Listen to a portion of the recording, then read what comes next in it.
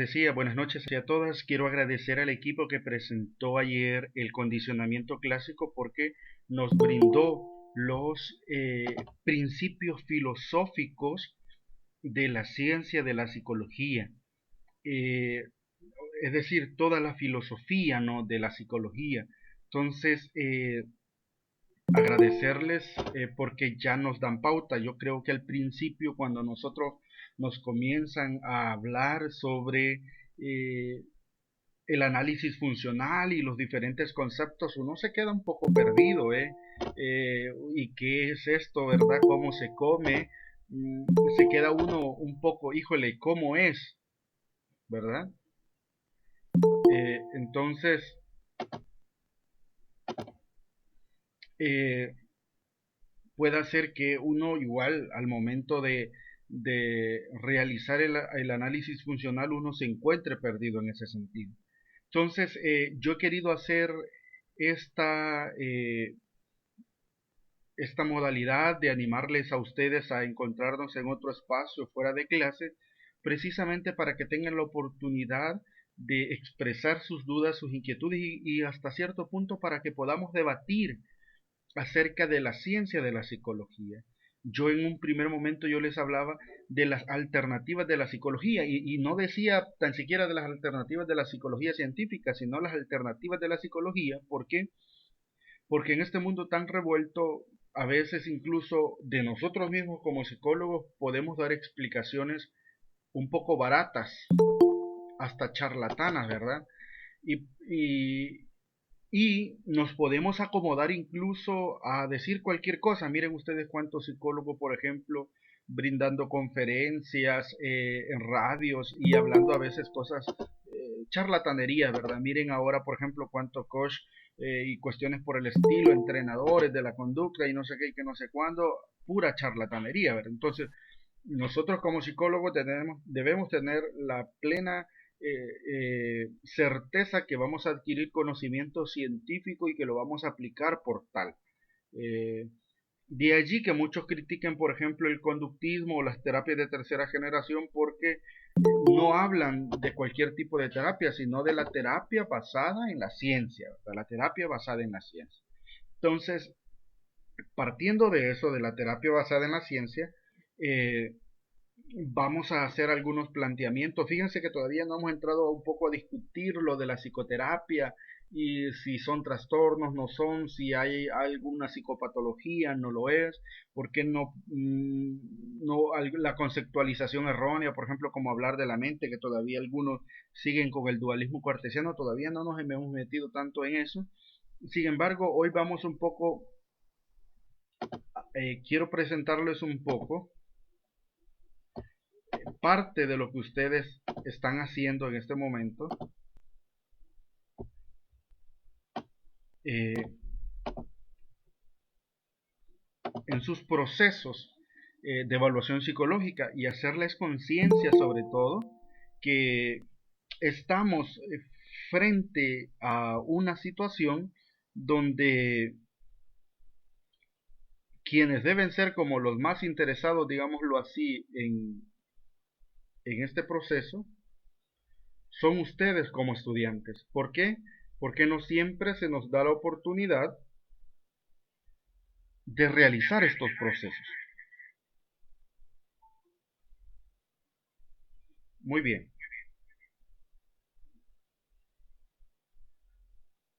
vamos entonces,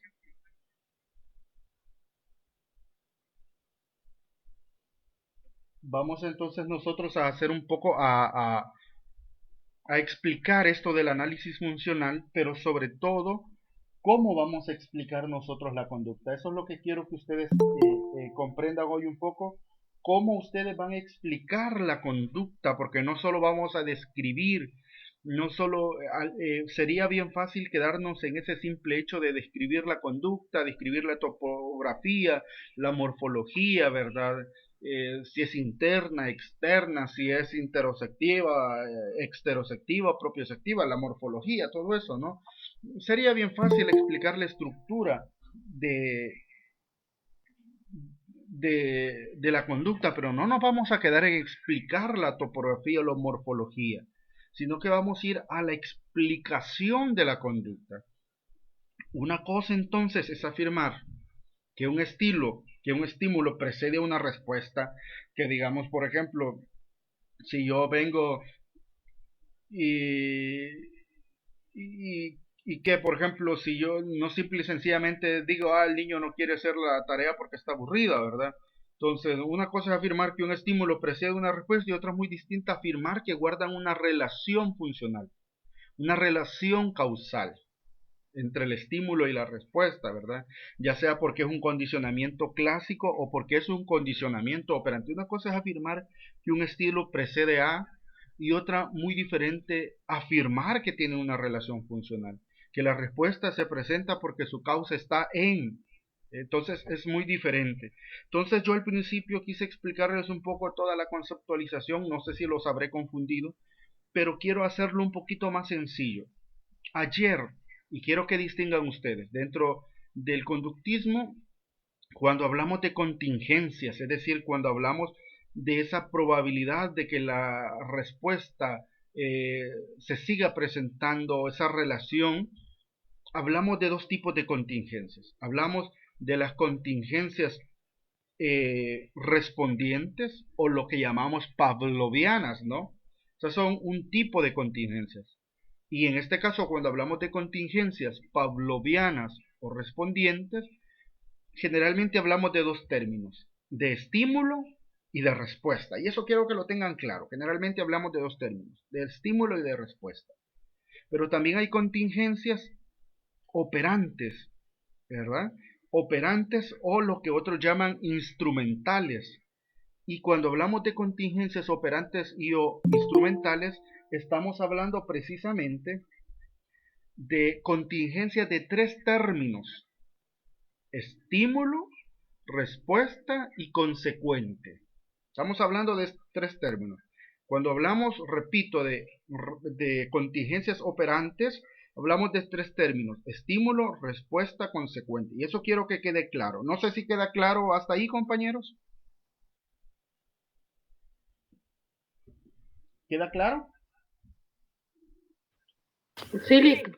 Ok, perfecto. Entonces, hablamos de dos tipos de contingencias. Contingencias clásicas, pavlovianas o respondientes, y contingencias operantes o instrumentales, ¿verdad?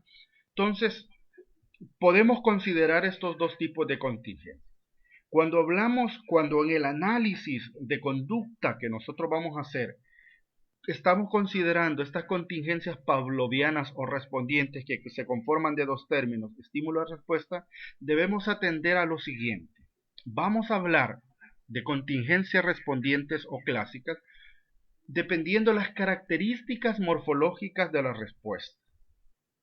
Cuando hablamos de las características morfológicas de la respuesta, estamos hablando que estas características o estas contingencias están provocadas por el estímulo antecedente. ¿Sí? Estamos hablando que son provocadas por el estímulo antecedente, es decir, son elicitadas por el estímulo antecedente. Y ya les voy a poner unos ejemplos para que esto quede más claro. Cuando hablamos de contingencia, de estímulo-respuesta o de contingencias pavlovianas o consecuentes, estamos hablando de características, que las características de la respuesta son morfológicas. Y por lo tanto, si hablamos que son características morfológicas, estamos diciendo que son características innatas. Y hay características que son innatas y por lo tanto incondicionadas. Como por ejemplo, a un niño no se le enseña a que cuando nomás debe nacer tiene que ponerse en el pecho de la mamá y tomar leche, ¿verdad? Ese es un estímulo incondicionado. ¿Eh? Entonces, por ejemplo, a nosotros nadie nos ha enseñado a pestañear. Eso es una característica morfológica e innata. Nosotros bueno, ni nos damos cuenta a veces cuando estamos haciendo esto, ¿no? De pestañear. Es una característica morfológica. Están provocadas por un estímulo antecedente, están elicitadas por un estímulo antecedente incondicionado. Y de allí que cuando hablamos de este tipo de contingencia, estímulo-respuesta, estamos hablando que el individuo no puede ajustar la respuesta, ya que esta aparece si aparece el estímulo antecedente. Por ejemplo, imagínese usted que le cayó a usted una basurita en el ojo y usted ya pestañea, ¿no? El estímulo antecedente. Usted pestañea y usted no puede ajustar la respuesta. No va a decir, híjole, ¿qué otra respuesta puedo dar? No hay otra respuesta más que pestañear. No puedo ajustar la respuesta. Igual la respuesta del sujeto no modifica la estimulación consecuente. Usted se queda a pestañear y no modifica otra cosa.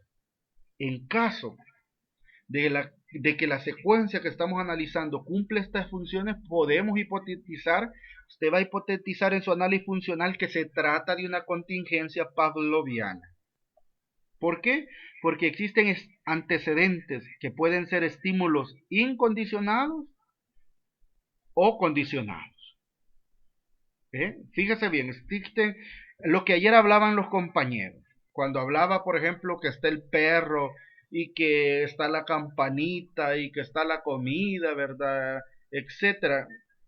Y hablaban del estímulo neutro y que la campanita es un estímulo neutro. Generalmente cuando a usted le tocan una campanita, usted no da ninguna respuesta, ¿verdad? La campanita suena, es un estímulo neutro, sin mayor impacto o influencia en su conducta. La campanita es un estímulo neutro, no está ni para allá ni para acá, para que lo entendamos en palabras coloquiales.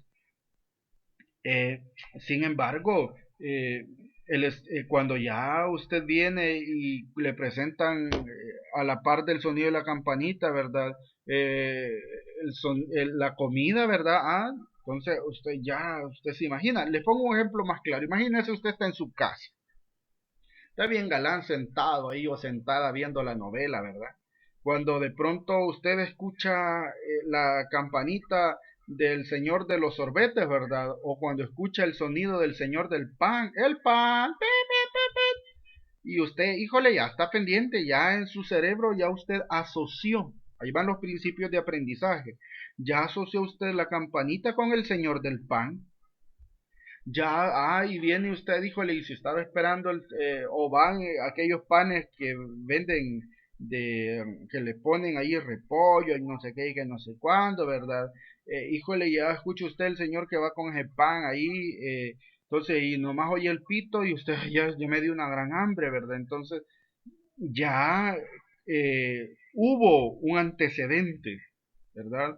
En este caso, por ejemplo, estamos hablando de que la campanita, que era un estímulo neutro, ¿verdad? Y que antes no daba ninguna respuesta, o ya después que se condiciona cuando se presenta la comida y se presenta a la par el sonidito de la campana, ya usted ha asociado el sonidito de la campana con la presentación de la comida y entonces ya viene usted el estímulo incondicionado que es el hambre, ¿verdad? Y así se van condicionando también las respuestas de nosotros y las vamos asociando a ciertas cosas. Y ya voy a dar otros ejemplos ahí. Entonces, estamos hablando de contingencias pavlovianas y existen antecedentes. Y los antecedentes pueden ser estímulos incondicionados o pueden ser estímulos condicionados. Las respuestas pueden ser, por lo tanto, si estamos hablando de un estímulo incondicionado, la respuesta va a ser incondicionada. En cambio, si estamos hablando de un antecedente condicionado, la respuesta va a ser condicionada. Hablamos de un estímulo incondicionado, por ejemplo, viene usted, por ejemplo, lo que les decía del niño, ¿verdad? Hay una respuesta incondicionada, el niño se pega ahí a la teta, ¿verdad? Y comienza a chupar y a tomar su leche. Es una respuesta incondicionada. Pero también pueden ser una respuesta condicionada. Imagínese usted, por ejemplo, que va por la calle y de pronto le sucedió un accidente, ¿verdad? Entonces, como le sucedió un accidente, fue a parar usted al hospital y entonces, híjole, y peor que es cuando le iba a atropellar el carro, ¿verdad? El gran pitazo, ¡pum! Y lo atropelló, ¿verdad? Entonces, híjole, ya después usted va a estar condicionado. Cada vez que escucha un pito de un carro, entonces surge la respuesta condicionada, ¿verdad? Entonces, y comienza a temblar usted, la tasa cardíaca se le acelera, ¿verdad? Entonces, ya ahí estamos viendo las características morfológicas de la respuesta, una innato, ¿verdad? Que uno no no puede modificar la tasa cardíaca, por ejemplo, si el corazón se le acelera, ¿verdad? Usted comienza a respirar y, híjole, aquello se acelera, ¿verdad? Siente el malestar estomacal. Usted ya asoció el pito del carro, por ejemplo, que es un estímulo condicionado, ¿verdad? Y provoca esa respuesta, por lo tanto. Entonces, estamos hablando de contingencias pavlovianas cuando se presentan estas características, ¿verdad? Cuando son características morfológicas, están provocadas por ese estímulo antecedente, ¿verdad? Que puede ser estímulo condicionado o incondicionado y el individuo no puede ajustar la respuesta, no puede cambiar esa respuesta, ¿verdad? Y la respuesta del sujeto, por lo tanto, no modifica la estimulación consecuente. Tenemos ahí un ejemplo. Imaginemos una alteración de la tasa cardíaca cuando se acelera la tasa cardíaca, el corazón palpita, me palpita el corazón más fuerte, ¿verdad? Imaginemos una alteración de la tasa cardíaca. Por sus características morfológicas podemos afirmar que no es una respuesta operante. No es una respuesta operante porque solo hay dos términos, el estímulo y la respuesta. Pero ¿es incondicionada o condicionada? Solo lo podremos saber si atendemos al estímulo que la provoca. Al estímulo que la provoca, es decir, a su antecedente, que puede ser, dijimos, incondicionado o condicionado. Solo podremos saber si atendemos al estímulo que la provoca. En este sentido, será una respuesta incondicionada si aparece después de un estímulo incondicionado que la provoca de forma innata. Póngale coco a esto. Vamos a decir que la respuesta es incondicionada si aparece después de un estímulo incondicionado que la provoca de forma innata. Imagínese, por ejemplo, el hambre. No es una respuesta condicionada. El hambre surge ya cuando llega la hora, ¿verdad? Y es el hambre y uno y hasta ve pasar las tortillitas, etcétera. Será una respuesta incondicionada si aparece después de un estímulo incondicionado que la provoca de forma innata. Ejemplo, imagínese usted la entrada de un perro pitbull. Ahí está usted en la pupusería comiendo bien galán, está cenando con su familia y va entrando un perro bien bravo, ¿verdad? Híjole, y comienza aquella, ¿verdad? Que aceleración y usted viene, algunos salen corriendo. Les pongo un ejemplo más claro. Imagínense usted, por ejemplo, los que le tienen miedo a los temblores y están en la casa y de pronto sienten el temblor y hay gente que sale corriendo, ¿verdad? Entonces, y hay gente que le dijo a usted, por ejemplo, hey, no corras, y allá afuera también está temblando, ¿verdad? Entonces, ahí tenemos un ejemplo de contingencia pavloviana. Vemos al perro que va entrando, usted está cenando, ve el perro que va entrando, híjole, y inmediatamente se acelera el corazón, ¿verdad? Híjole, usted no haya la aflicción, la angustia, ¿verdad? O imagínese usted también, después que usted viene y se va a metro y sube las escaleras de metro corriendo, ¿verdad? Hasta llegar a la segunda planta, entonces, claro, va a haber una respuesta incondicionada. ¿Cuál es la respuesta incondicionada? La tasa cardíaca que se acelera. Las escaleras es un estímulo incondicional. Las escaleras no le están produciendo nada hasta ese momento.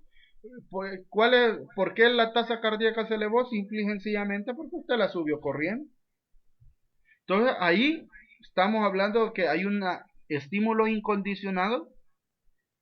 Incondicionado porque es lo contrario de condicionado, ¿verdad? Incondicionado nada lo condiciona, ¿verdad? Entonces igual se acelera el corazón, ¿verdad? Y en el caso del perro pitbull puede ser una respuesta ya condicionada. Imagínense, lo mordió un perro usted en la infancia. Claro, después cada vez que vea un perro, usted se le va a acelerar el corazón. Y esto, que es una contingencia pavloviana, usted me podría preguntar, ¿puede convertirse en una contingencia operante? Claro que sí. Imagina usted lo mordió un perro ya cuando usted estaba chiquito, a mí me mordió un perro en el glúteo, ¿no? Entonces, imagina usted estaba chiquito y lo mordió un perro, por ejemplo. Cada vez que ve un perro se acelera el corazón y comienza el miedo, ¿verdad? ¿Puede convertirse en una contingencia operante? Sí. Si viene usted que la respuesta suya es cambiarse, por ejemplo, me paso al otro lado de la calle cada vez que veo un perro que me parece más un poco bravo, ¿verdad? Y eso que hace es que disminuya mi aflicción. Ay, ¿verdad? Hay un refuerzo negativo que hace que cada vez esta respuesta se siga presentando, ¿verdad? Entonces, ¿y será una respuesta condicionada? si es elicitada, aquí tenemos un ejemplo, ¿verdad? Si es elicitada por la visión, está usted ahí viendo, por ejemplo, tiene la foto todavía porque usted no se puede dejar de su expareja y tiene la foto ahí, ¿verdad? En su mesita o qué sé yo. Entonces viene y cada vez que ve la foto, ay, comienza aquella respuesta, ¿verdad? Que llora, ay, que no sé qué, y entra angustia cada vez porque me dejó, etcétera, ¿verdad? Es una respuesta condicionada. Eh, entonces, allí estamos hablando de contingencias pavlovianas. No sé si hasta aquí hay alguna duda, compañeros y compañeras.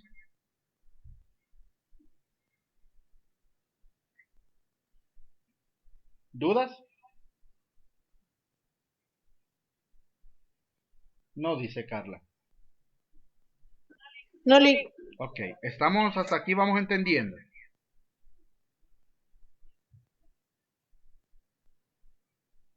Sí, Lick.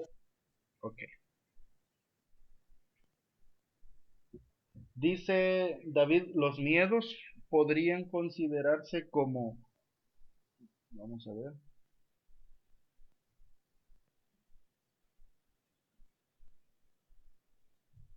los miedos podrían considerarse como conductas condicionadas, dice. Vamos a decir que es condicionado cuando lo antecede un estímulo condicionado.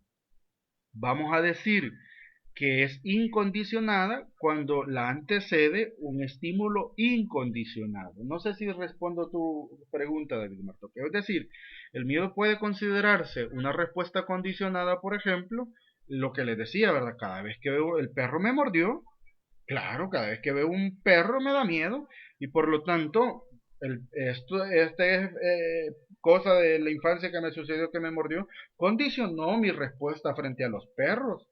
Cada vez que veo un perro entonces surge el miedo, ¿verdad? Y por lo tanto ahí podríamos hablar de una respuesta condicional. ¿Respondo a tu pregunta, David?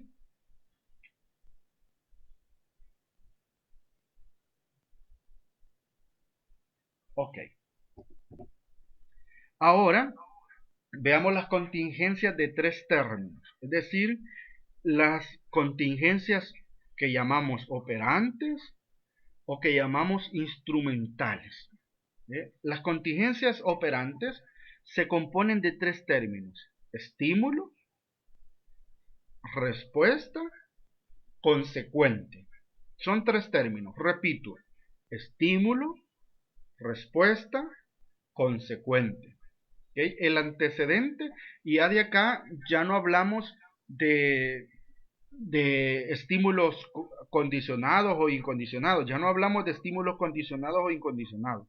Cuando hablamos de contingencias operantes, ya estamos hablando nosotros de estímulos discriminativos, positivo o estímulo discriminativo negativo o lo que otros llaman estímulo delta. Esto quiero que quede claro. Repito, cuando hablamos de contingencias operantes, el estímulo ya no va a ser incondicionado o condicionado. Ya no, ya no. El estímulo, cuando hablamos de contingencias operantes, ya va a ser un estímulo discriminativo, que puede ser positivo o que puede ser negativo, que puede ser positivo o que puede ser estímulo delta. El estímulo delta no es más que el mismo estímulo discriminativo negativo. El nombre es el que cambia. Ok, y hablamos, después del estímulo va la respuesta, que puede ser motora, que puede ser cognitiva, ¿verdad? Y luego hablamos de consecuentes. Los consecuentes no son más que los reforzadores. Y los reforzadores pueden ser un castigo positivo, un refuerzo positivo, un refuerzo negativo, ¿verdad? Y ahí vamos a hablar de castigo positivo, negativo, ¿verdad? Etcétera. Muy bien. Decir entonces que una contingencia de conducta tiene tres términos implica decir que la respuesta no es elicitada de forma refleja por los estímulos antecedentes. Otra cuestión aquí es, o algunos otros, a lo que nosotros llamamos respuesta innata o respuesta o estímulo o respuesta incondicionada, otros lo llaman formas reflejas, ¿sí? Porque nada los condiciona. Por ejemplo, el hecho de parpadear, que ya les decía, el hecho, por ejemplo, que usted acerque la mano al fuego, ¿verdad? Y le viene, sintió fuego y la quite, algo reflejo, nada lo condiciona, ¿verdad? Usted inmediatamente no se va a poner a pensar, quito la mano o no la quito. Es un acto reflejo que usted debió haber estudiado esto, por ejemplo, de las formas reflejas en, eh, ¿cómo se llama esta asignatura? Psicopatología. No, no, no, no.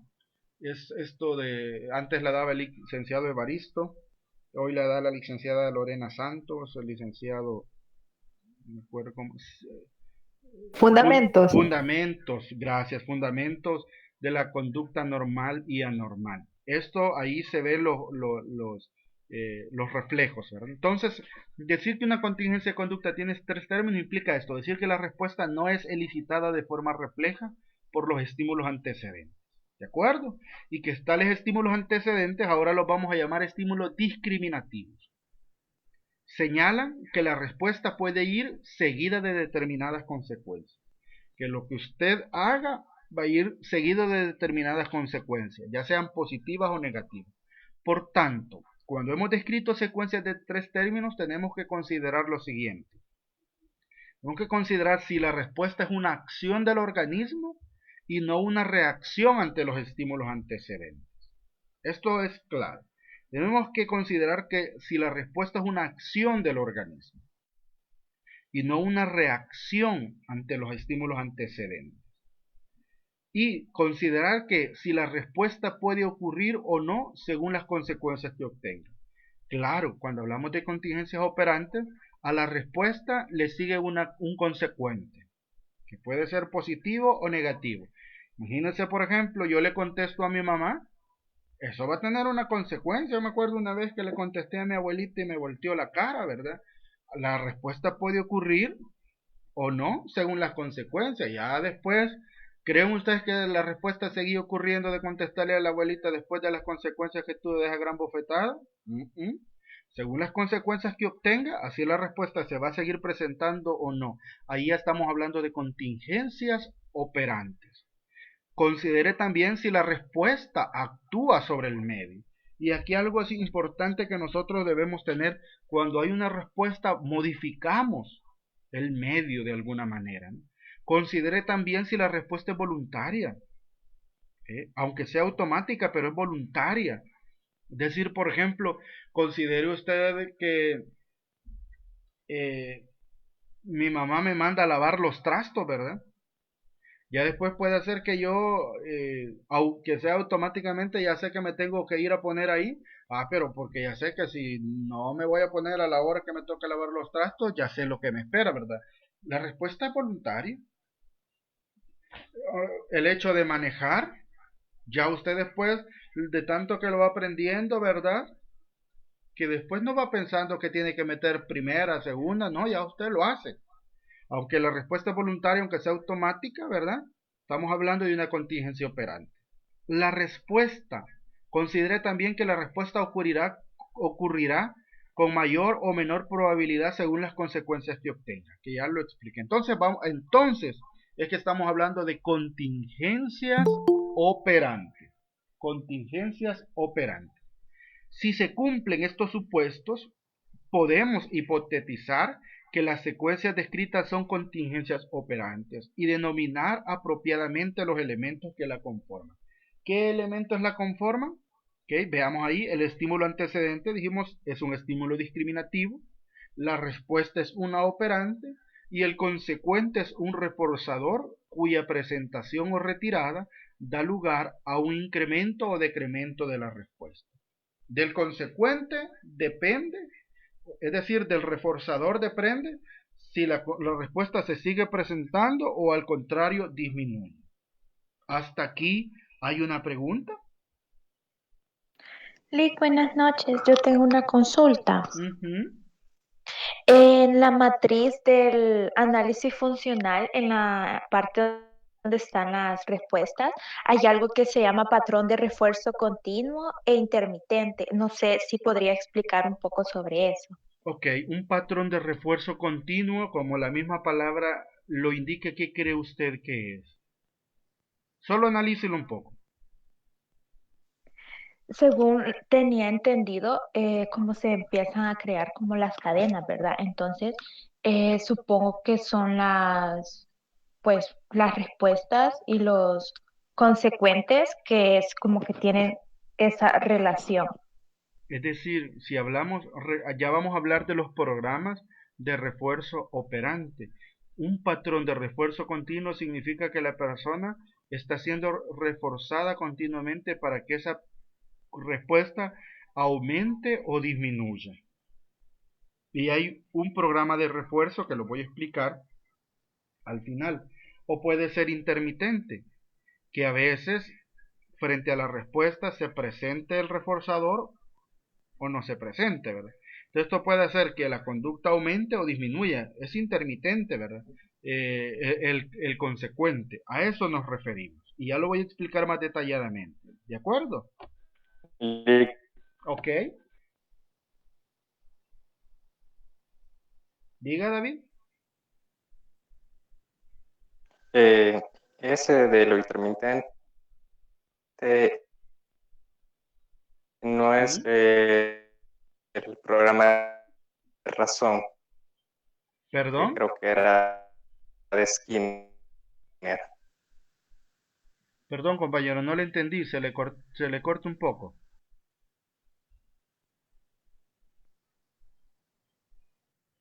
Es el mismo. Repítame la pregunta, por favor.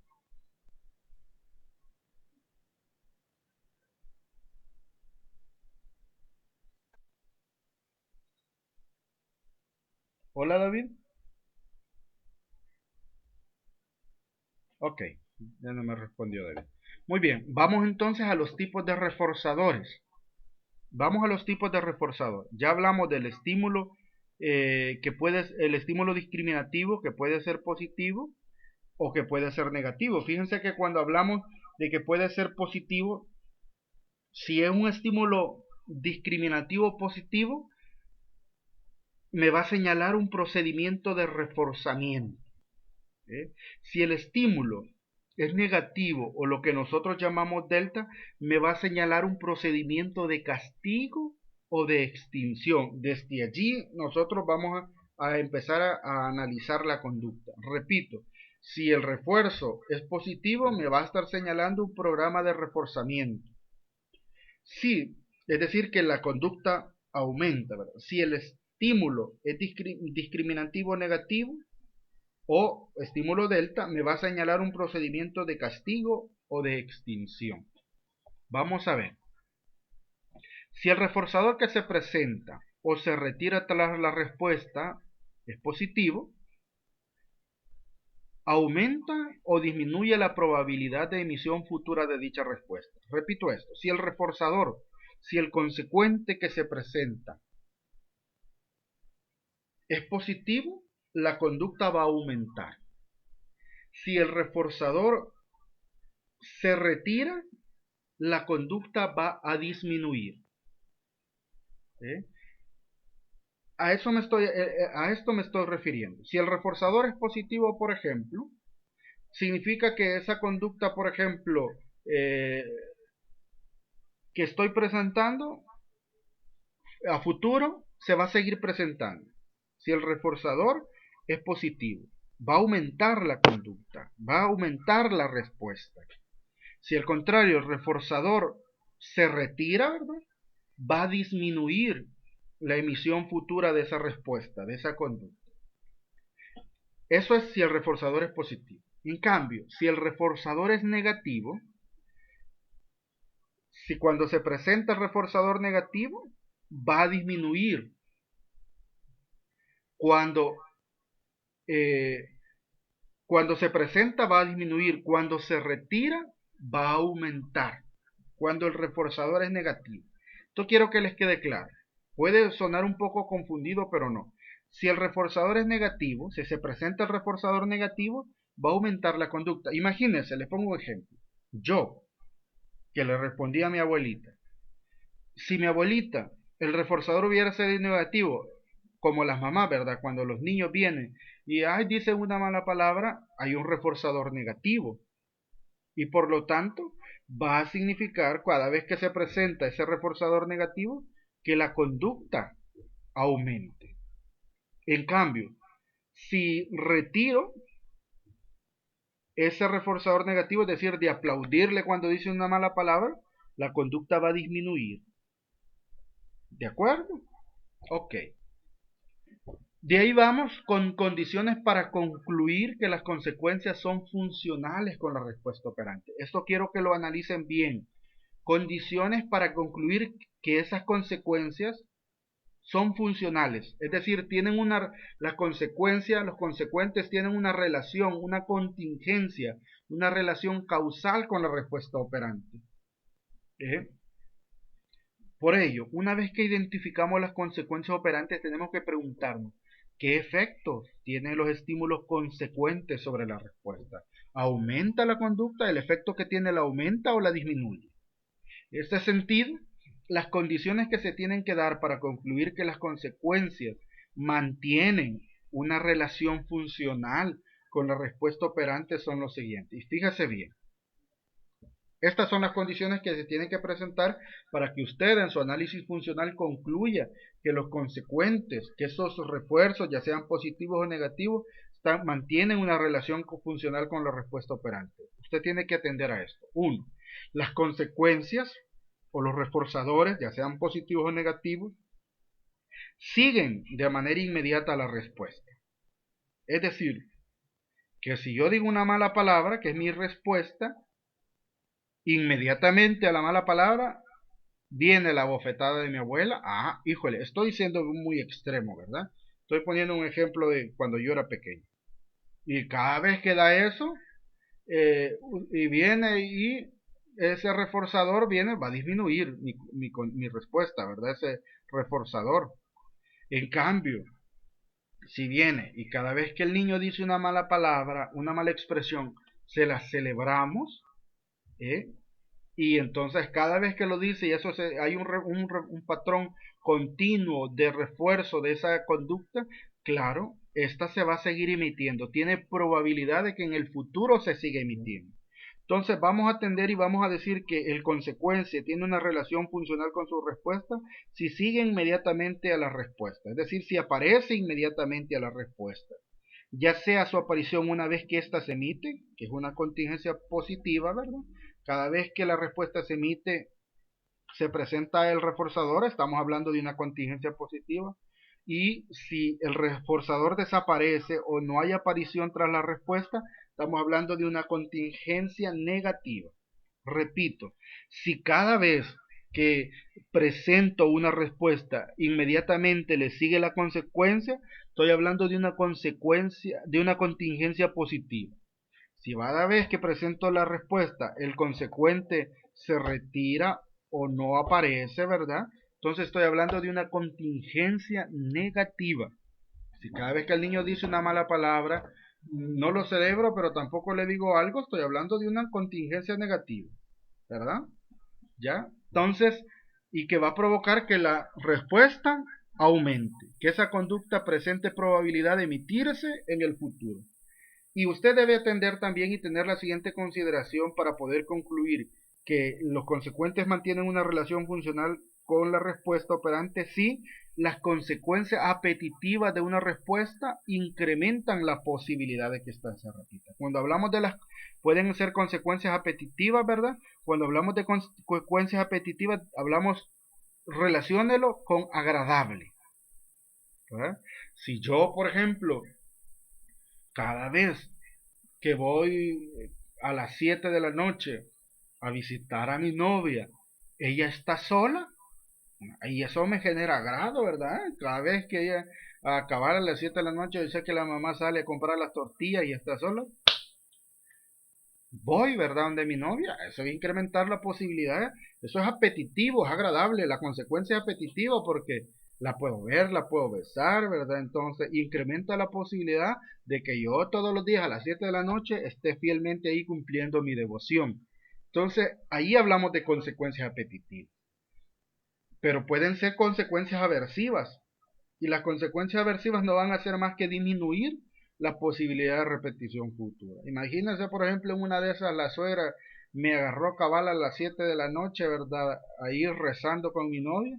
Y viene, ay, me agarró ahí, ¿verdad? Que no sé cuándo. Y de ahí a la siguiente vez la suegra otra vez estaba esperándome ahí. Ya, consecuencia aversiva, ya no vuelvo a ir. O si me amenaza, ¿verdad? Ay, volvés aquí, no sé qué, no sé cuándo. Ya no cumplo la devoción. Muy bien. Pero también hablemos... Hola. Perdón por interrumpirlo. Tenía una pregunta.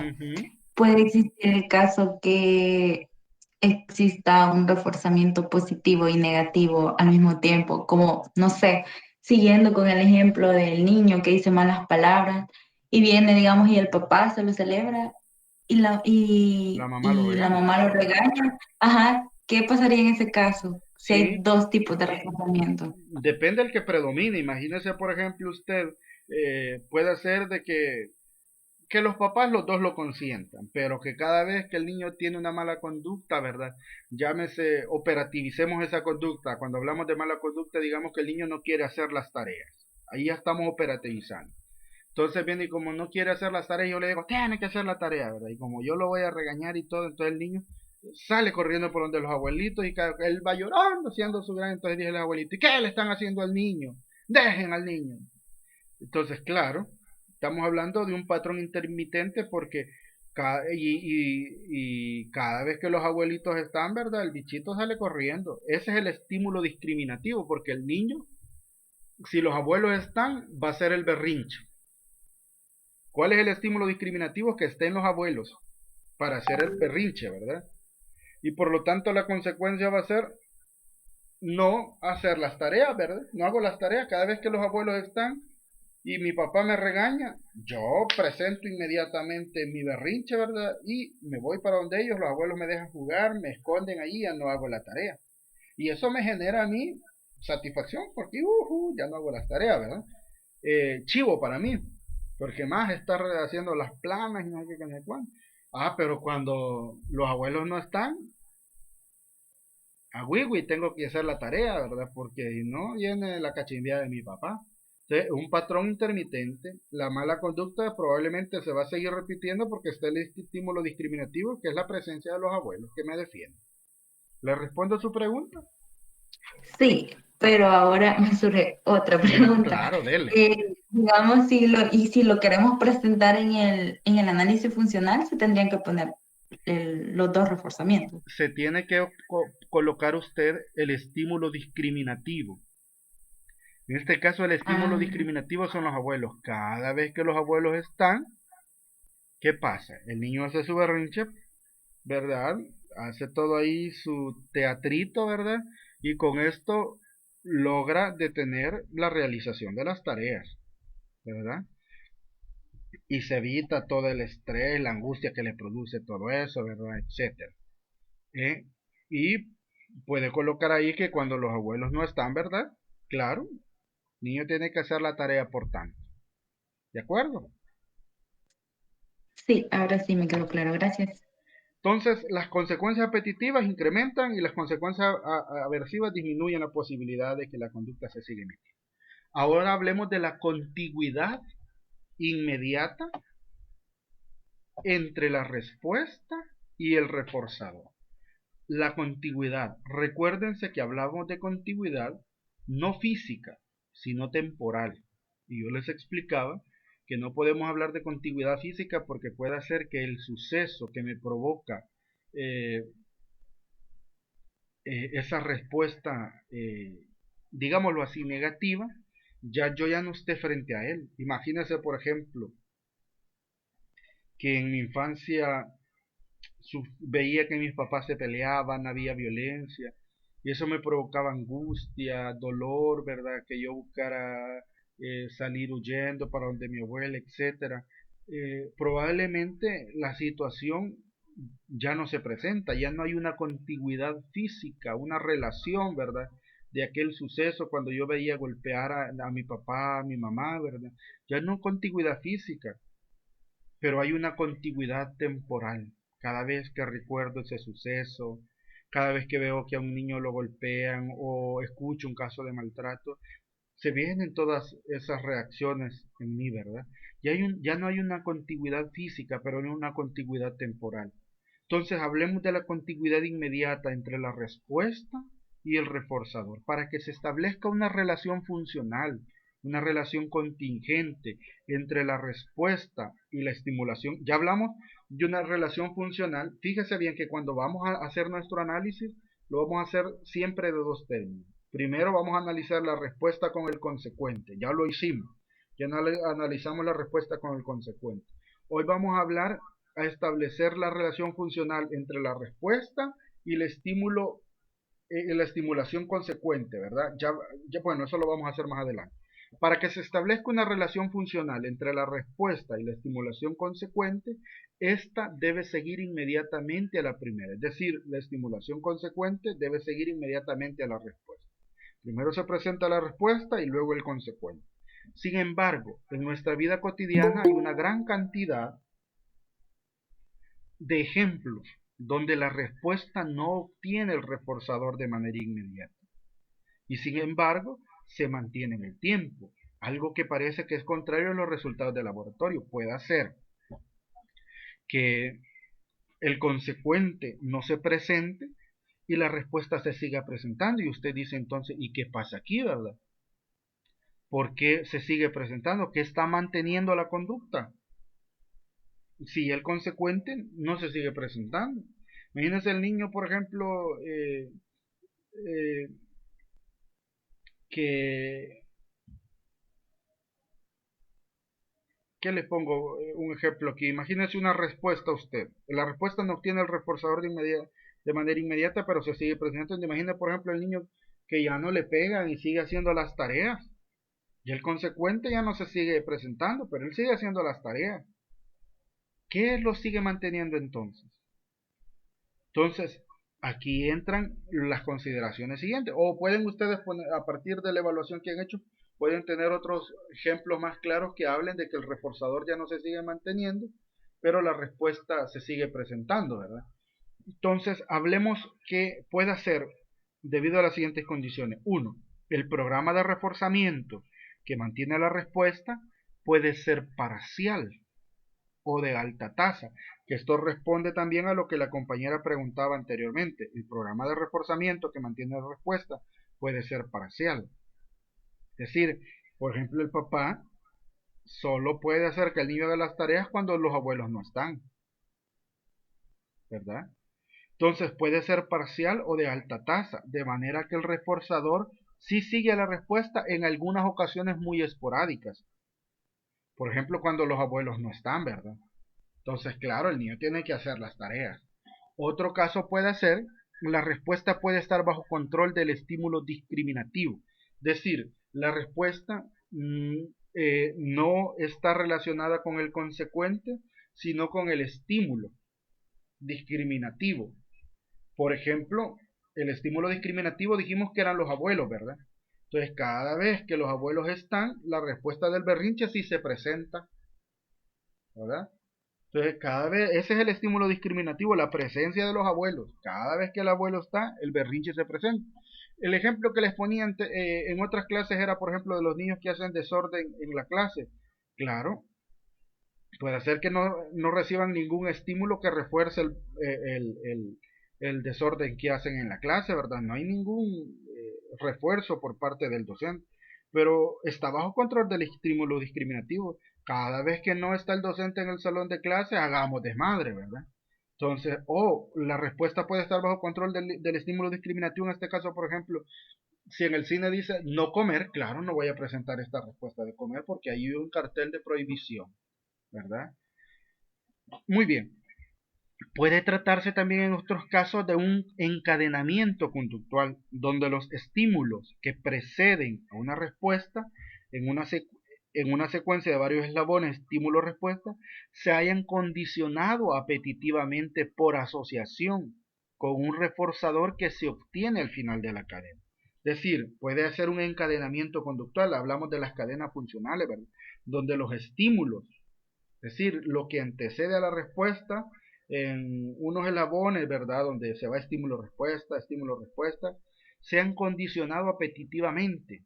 Es decir, que agradan, ¿verdad? Y por lo tanto la respuesta se va a seguir presentando y lo hemos asociado con un reforzador que no lo vamos a obtener inmediatamente, sino al final. Y aquí tenemos un ejemplo. Por ejemplo, si nosotros sabemos que estudiamos en una asignatura, probablemente ahorita inmediatamente no hay una nota. Pero al final del curso ya sabemos que vamos a aprobar o vamos a aplazar si no estudiamos ahorita. Entonces puede ser que yo las conductas se siga presentando, sí, pero no porque inmediatamente voy a tener un consecuente, sino porque es una cadena funcional que me está indicando ahí, ¿verdad? Y por último, hay que tener en cuenta el poder reforzante y de castigo que tiene el lenguaje. Aquí hablamos de las reglas de conducta. Claro, si yo sé, mi papá no me está viendo ahí cada rato que hago las tareas ni nada por el estilo, pero ya sé, no me ayuda ni nada, ¿verdad? Pero que ya sé que al final de la escuela, si yo llego a aplazar, ya me amenazó que va a ser una cachimbiada, perdón la expresión, como decía mi abuelita, que la primera, quiero ser bastante educado, la primera va a defecar y la primera va a orinar y la segunda se va a defecar, ¿verdad? Entonces, puede ser que ya mi regla de conducta yo ya tenga memorizado eso, que si al final del curso yo no apruebo, ya sé lo que me espera. Inmediatamente no se presenta un consecuente, pero ya yo tengo esa regla, ¿verdad? Esa regla de conducta, y ya por lo tanto eso me puede hacer que me aparezcan ciertas respuestas, ¿verdad? Lo que uno piensa, lo que uno se dice, ¿verdad? A sí mismo, ¿verdad? Muy bien. El lenguaje entonces como regla de conducta. Gracias al lenguaje podemos hacer contingentes respuestas y consecuentes demorados. Es decir, gracias al lenguaje podemos hacer que se presenten ciertas respuestas, ¿verdad? Ciertas conductas y los consecuentes y hay al tiempo. Demoren, proporcionando esa inmediatez que se requiere para el mantenimiento de la conducta. Por eso el lenguaje es importante.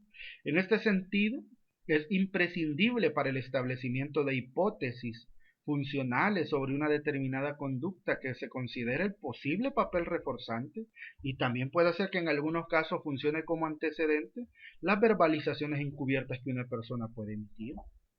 Imagínense, por ejemplo, que el marido no llega todas las noches a la casa, ¿verdad? ¿Cuál va a ser la verbalización? Probablemente que ya no me quiere.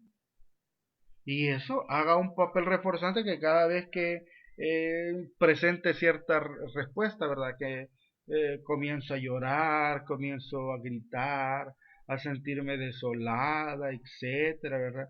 Y que probablemente el fulano esté allá trabajando, ¿verdad? Pero la verbalización que yo me estoy haciendo, me está haciendo que contiguamente, ¿verdad?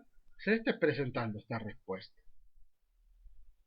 Las palabras pueden funcionar entonces como estímulos condicionados apetitivos en una contingencia de reforzamiento o estímulos condicionados aversivos en una contingencia de castigo y contrarrestar el posible efecto de extinción debido a la demora del reforzador. Imagina, por ejemplo, las personas que son bastante religiosas, con solo pensar de que la masturbación es pecado, es un estímulo condicionado aversivo, ¿verdad? Y ya no se presenta, ya no le dan ganas, ¿verdad? Mejor se pone a rezar. Entonces, esto puede funcionar como modos. También el lenguaje puede funcionar como una regla de conducta. Entonces, algunos aspectos fundamentales para identificar la función de los estímulos consecuentes son los siguientes. En definitiva, a la hora de identificar la función de los estímulos consecuentes, el analista de conducta debe centrarse en tres aspectos fundamentales. Fíjese bien, a la hora de identificar cuál es la función, cuando hablamos de la función de los estímulos consecuentes, estamos hablando de que la conducta tiene una función, tiene un para qué. Nosotros realizamos eso porque tiene una relación, tiene una función, tiene un para qué en mi contexto. El niño sale corriendo donde sus abuelos porque tiene una conducta, evita hacer las tareas, tiene una función en su contexto. Definitiva entonces, a la hora de identificar la función de los estímulos consecuentes, el analista de conducta debe centrarse en estos tres aspectos fundamentales. Uno, la contigüidad respecto a la respuesta. ¿Sí? Es decir, que inmediatamente a la respuesta se presenta el consecuente. 2. El efecto que tiene su presentación o su retirada tras la emisión de la respuesta. Es decir, si tras la emisión de la respuesta el consecuente es aversivo, claro, el efecto va a ser que disminuye. 3. Si hay una ausencia observable de estimulación consecuente tras la respuesta, identificar si se trata de un programa de reforzamiento parcial. Lo que decíamos, ¿verdad? A veces refuerzan la conducta, a veces no. Puede ser que hay un programa de reforzamiento parcial, una muestra de control estimular, un reforzamiento verbal encubierto, ¿verdad? O una situación de extinción operante. Esas son algunas cosas de lo que ustedes tienen que analizar para poder explicar la conducta del sujeto. Análisis del estímulo antecedente. En las contingencias operantes no solo son importantes las consecuencias, no solo son importantes los reforzadores para explicar la conducta de un individuo, sino lo que ya les decía anteriormente, el análisis del estímulo antecedente, es decir, si es un estímulo discriminativo positivo o un estímulo delta, es fundamental. Imagínense usted este caso. Un adolescente quiere salir por la noche y le pide dinero a su madre. Pide dólar, ¿verdad? La madre es un estímulo discriminativo positivo de la operante a pedir dinero, porque cada vez que la madre está, pide dinero. Y como la respuesta es que la madre le da el dinero, claro, eso es un reforzador positivo. Ubiquémoslo entonces. El antecedente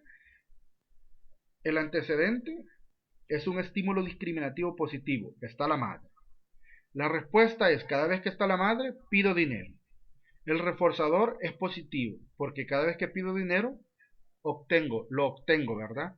Y por lo tanto, eso genera una contingencia funcional o una contingencia positiva entre la respuesta y el antecedente, es decir, entre la respuesta y el estímulo discriminativo, ¿verdad? Hay una relación. Probablemente el chico vuelva a pedirle dinero a su madre cuando quiera salir en otra ocasión, ¿verdad? Ahora vengamos. Hablemos de una discriminación condicionada o de segundo orden. Supongamos que el chico ha aprendido que si le pide dinero a su madre, le pide dinero cuando está toda la familia comiendo. Están todos ahí bien bonito comiendo. Entonces viene cada vez que está la familia comiendo, incrementa la probabilidad de que su madre le dé. Como están todos ahí comiendo, está la mamá, están todos comiendo. Entonces viene y le pide dinero. Entonces la mamá, por guardar como la postura, qué sé yo, ¿verdad? Se lo pide y se lo da. Pero puede ser que en otro momento no se lo dé, ¿verdad? En cualquiera de las dos situaciones, la presencia de la madre es el discriminativo de la petición, pero solo tiene una función discriminativa en situaciones donde toda la familia esté comiendo. Aquí hay una función discriminativa. El muchacho lo pide si toda la familia está comiendo, porque como sabe que está la familia, la mamá se lo da, ¿verdad? Por ello la petición del adolescente se repetirá en presencia de la madre y durante la hora de comida, un estímulo condiciona a otro, ¿verdad? Claro, que la familia esté condiciona que el chico pida el dinero. Vemos además cómo el estímulo discriminativo puede llegar a controlar el comportamiento, de manera que la emisión de la respuesta se dará solamente en su presencia. Ya no hablamos de que el consecuente está reforzando la respuesta, sino que el estímulo discriminativo, es decir, lo que le antecede, guarda una relación funcional con la respuesta. Consideración para ir terminando en el análisis de contingencias operantes. Cuando estemos analizando, cuando usted como psicólogo esté analizando las contingencias operantes, tiene que asegurarse de que la estimulación antecedente señala la posibilidad de obtener unas consecuencias determinadas. Si el estímulo discriminativo es positivo, claro, ¿cuáles van a ser las consecuencias? Positivas. Mientras que si el estímulo discriminativo es delta o negativo, ¿cuáles van a ser las consecuencias? Mientras que en su ausencia no se pueden obtener dichas consecuencias, ¿verdad? 2. Es un estímulo o complejo estimular único o está condicionando a otro o incluso a un tercero más, como el ejemplo que les coloqué, ¿verdad? 3. Está presente inmediatamente antes de la respuesta. Cuando usted analice contingencias operantes y usted diga que no es el reforzador el que está condicionando la respuesta o está manteniéndola, sino que es el estímulo discriminativo que lo antecede, ¿verdad? El antecedente. Entonces, usted va a decir porque inmediatamente a la respuesta está este estímulo discriminativo. 4, cuando sea una regla que puede estar controlando la conducta. Es decir, una regla de conducta pueden ser unas verbalizaciones, pueden ser unos pensamientos, ya sea manifiestos que los dice o encubiertos que solo el único observador es la persona que los piensa. Y por último, la respuesta que le sigue incrementa el estímulo discriminativo positivo, se añade un reforzador positivo o se retira un reforzador negativo.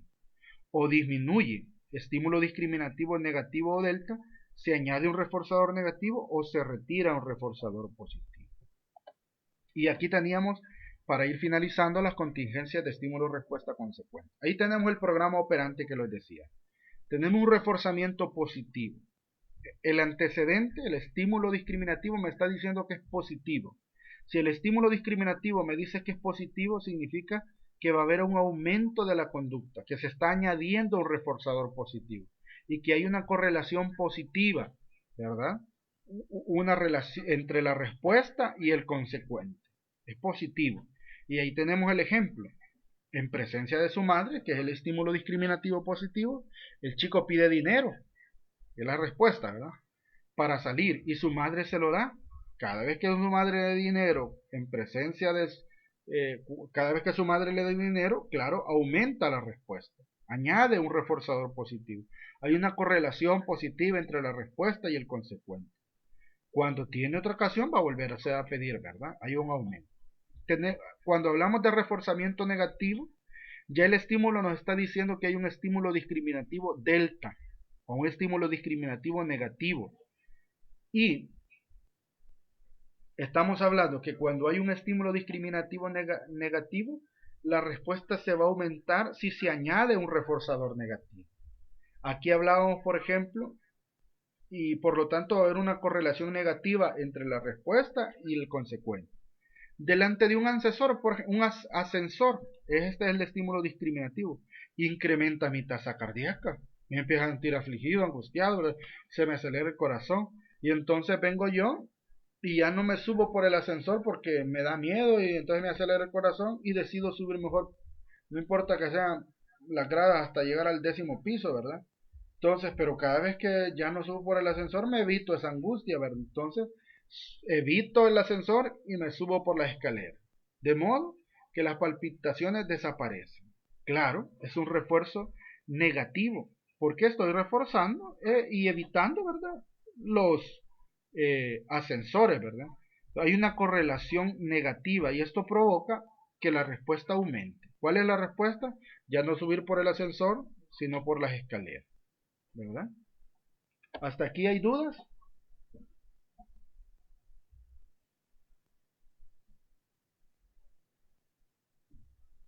No. Ok. Lick. Ok, dígame. Lick, yo tengo una pregunta.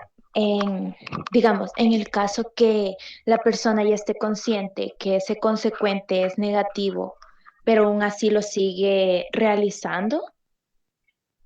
O sea, como que no hay eso o sea, como eso me hace daño, ya no lo voy a hacer, sino que me hace daño, pero lo sigo haciendo.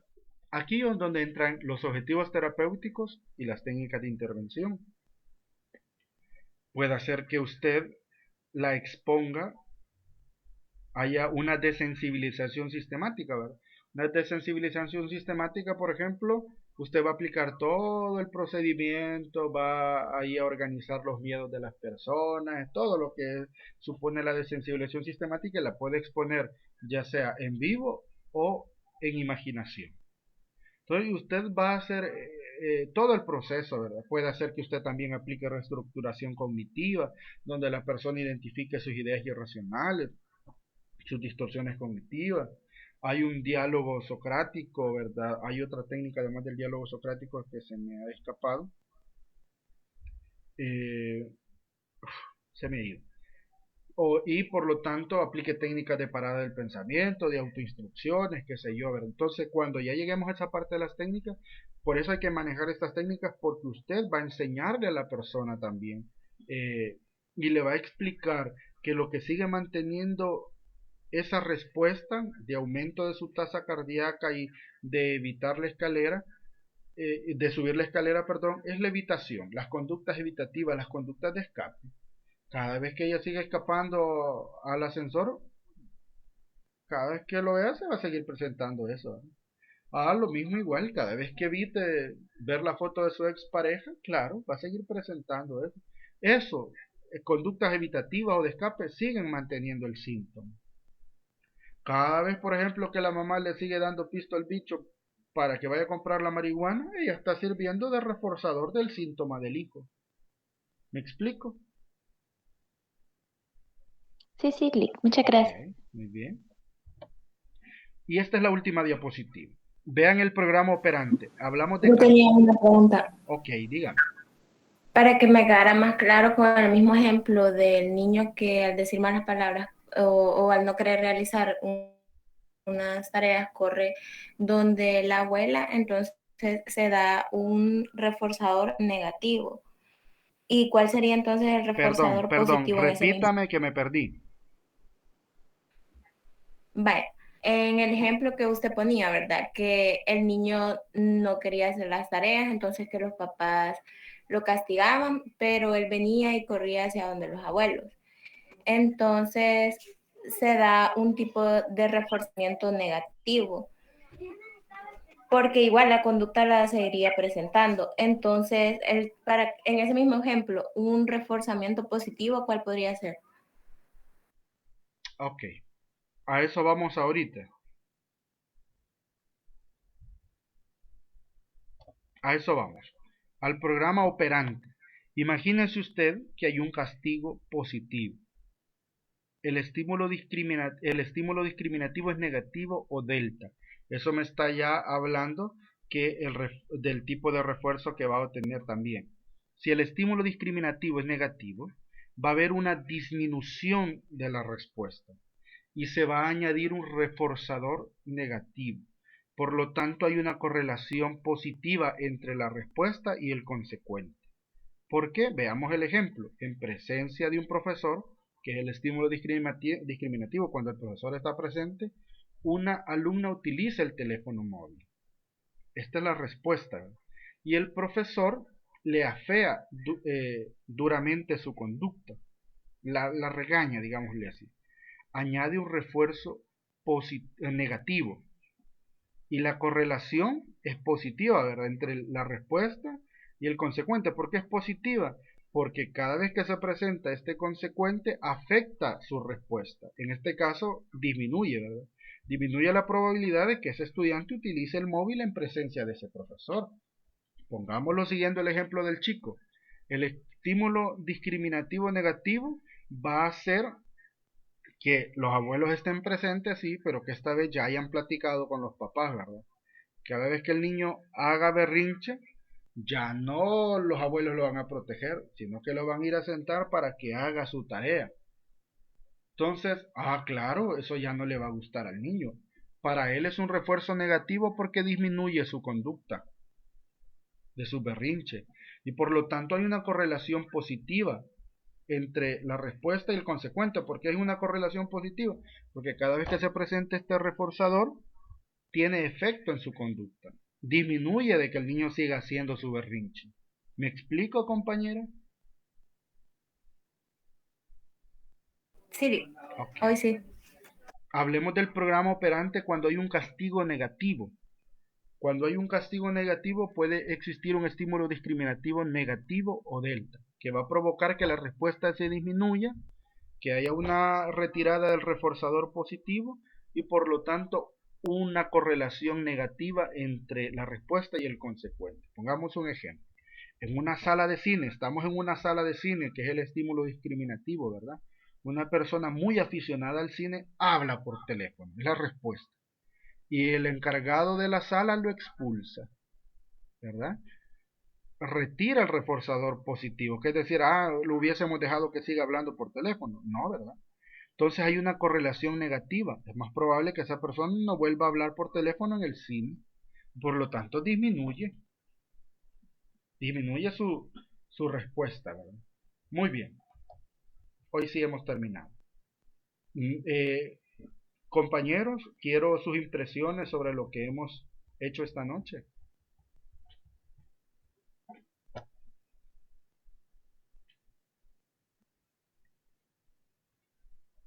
preguntas, dudas.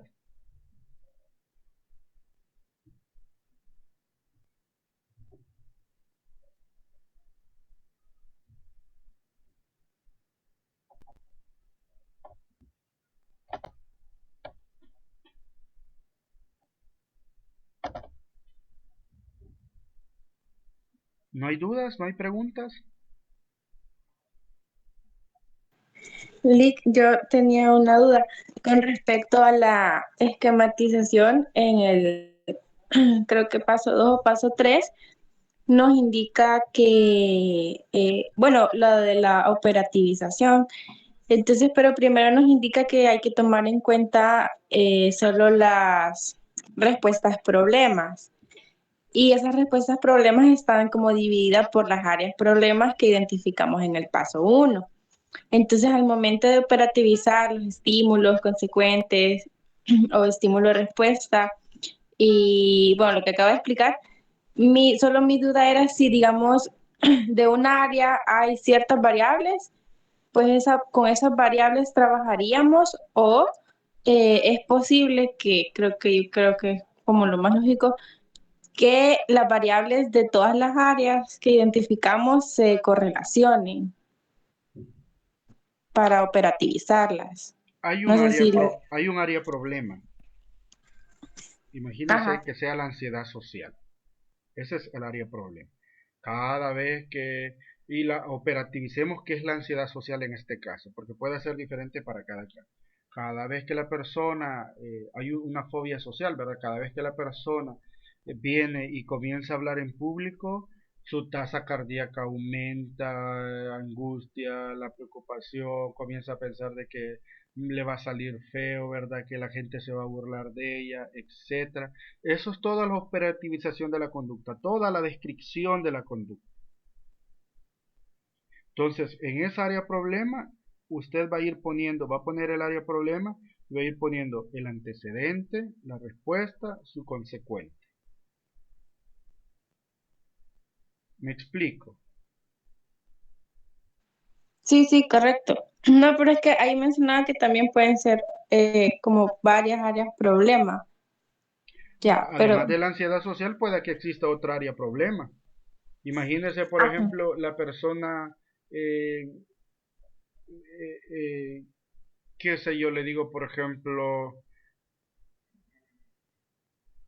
tiene problemas alimenticios. Esa va a ser, puede ser que sea otra área problema.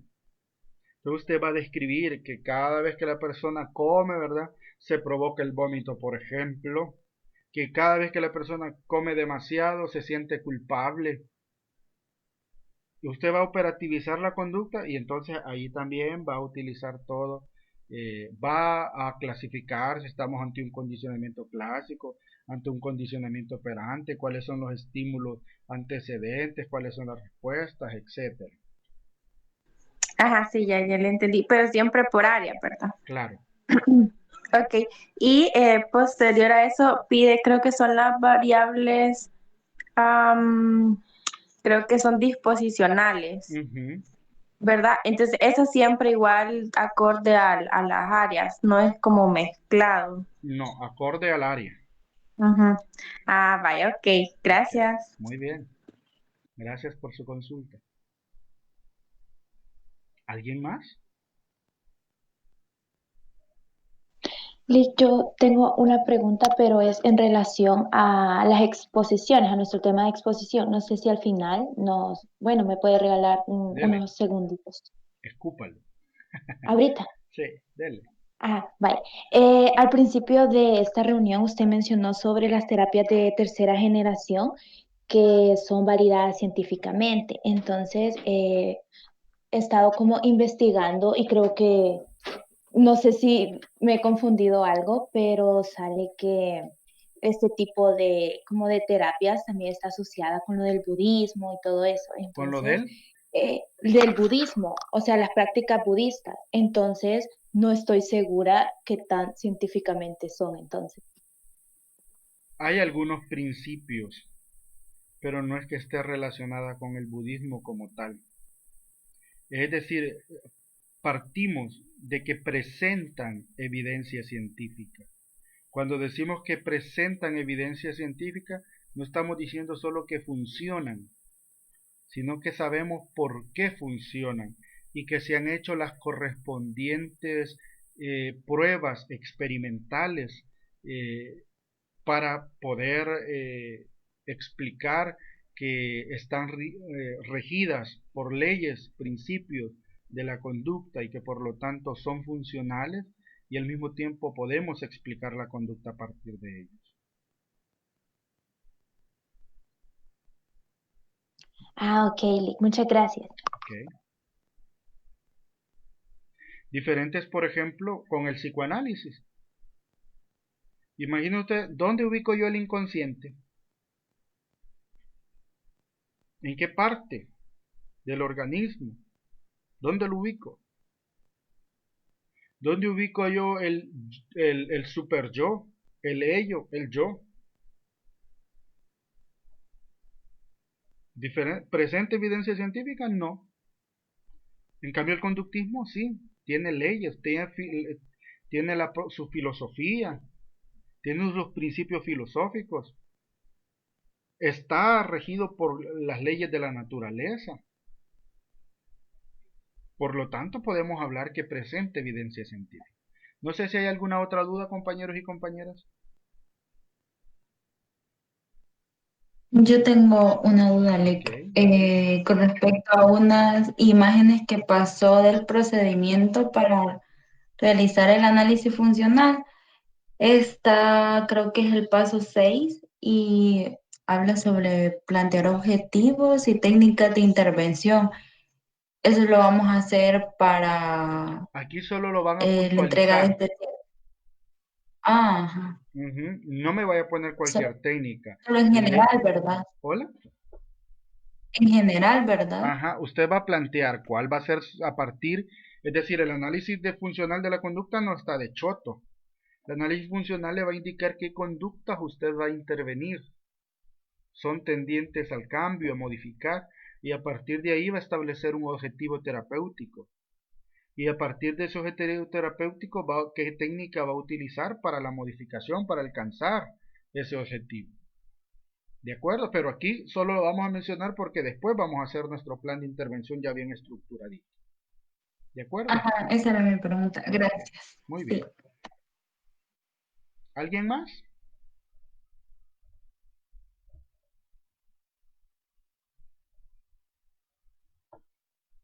¿No? Ok. Si no hay más preguntas, agradecerles, ¿verdad? Los felicito,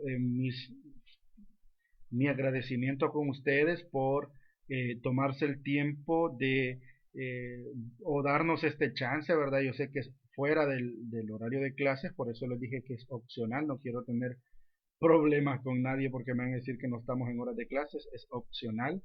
Cada quien sabe el compromiso que tiene con esta asignatura, entonces agradecerles a ustedes por tomarse el tiempo, el chance, crean que esto lo tomo muy en cuenta de parte de ustedes.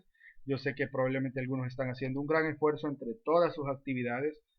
Agradecerles enormemente porque se tomen en serio su formación profesional, porque nadie quiere profesionales mediocres, ¿verdad? Sino personas que estén bien formadas para atender, que sepan lo que están haciendo, que sepan a lo que se enfrentan, que sepan qué es la psicología científica, que se formen en ella, que lean, que sean autodidactas. Les agradezco enormemente por tomarse este tiempo y al mismo tiempo estimularlos a que se comprometan con este proceso, ¿verdad?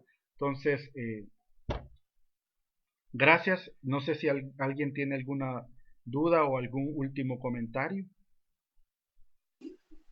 No, gracias, Lick. Agradecerle igual por el tiempo que usted ha dispuesto pues, para aclararnos muchas dudas.